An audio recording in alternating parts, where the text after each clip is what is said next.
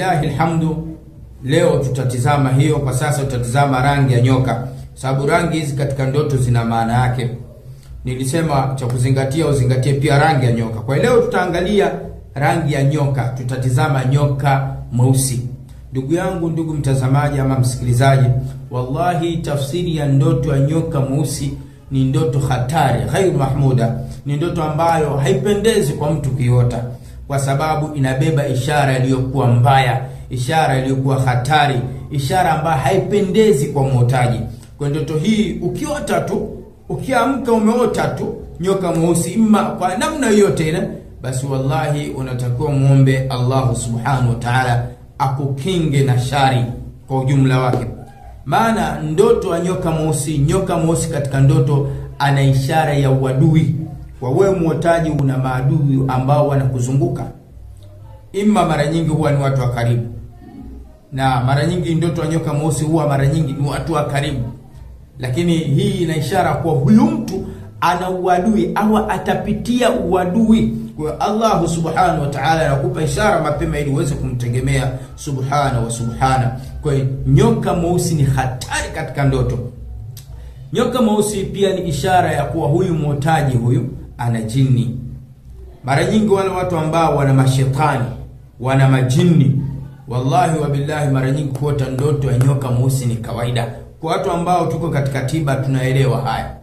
Kwa sababu nyoka mweusi mara nyingi huwa ni shetani, huwa ni jini. Hiyo haipingiki. Hata wale ambao wana majini ya mikoba wale waulize ndoto zao. Nyoka mweusi hawakosi.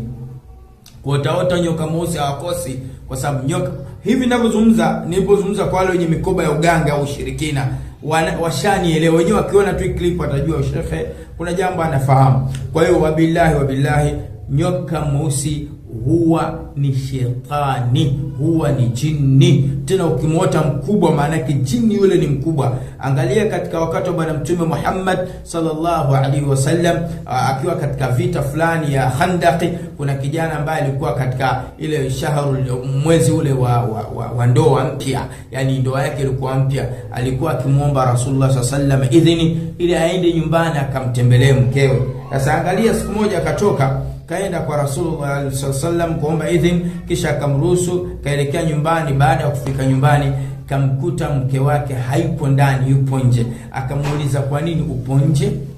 Akamwambia, usinilaumu, tizama, ingia ndani kisha uone kilichoko mle ndani. Basi alipotizama ndani akakuta nyoka mweusi ala sarir, yuko katika kile kitanda chake, katika ile sehemu yake, ala firashihi, katika ile tandiko lake la kulala, nyoka mweusi mkubwa. Yule sahaba alichukua upanga kisha akamkata ile nyoka. Baada ya kumkata, kumuua pale na sahaba amekufa. Angalia, baada ya kumuua ile nyoka na sahaba naye alikufa.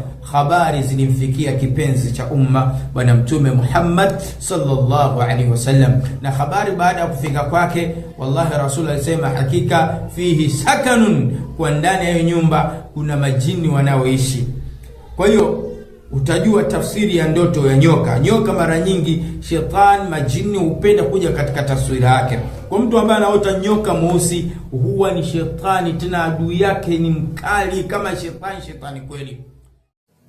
Mtu ambaye anaota nyoka mweusi, hii ni ishara ya kuwa huyu mtu anasumbuliwa na uchawi.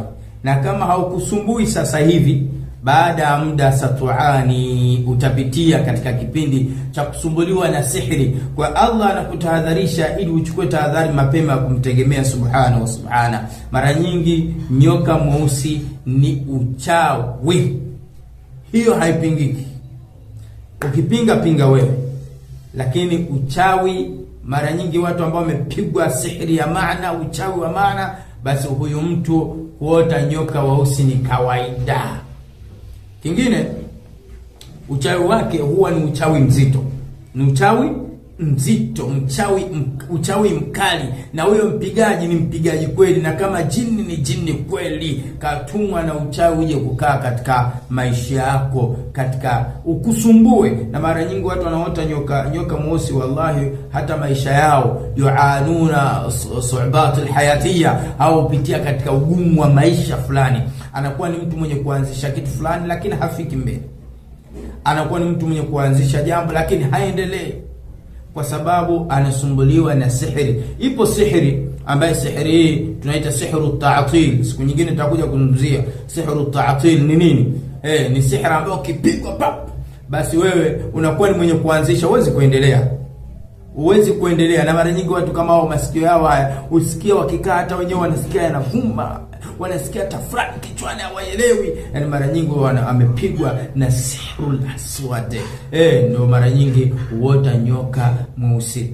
Kiufupi, nyoka mweusi wallahi ni ishara ya ubaya katika ndoto, ni ishara ya uadui, ni ishara ya mapambano yasiyo ya kawaida, ni ishara ya ugumu usio kwa kawaida.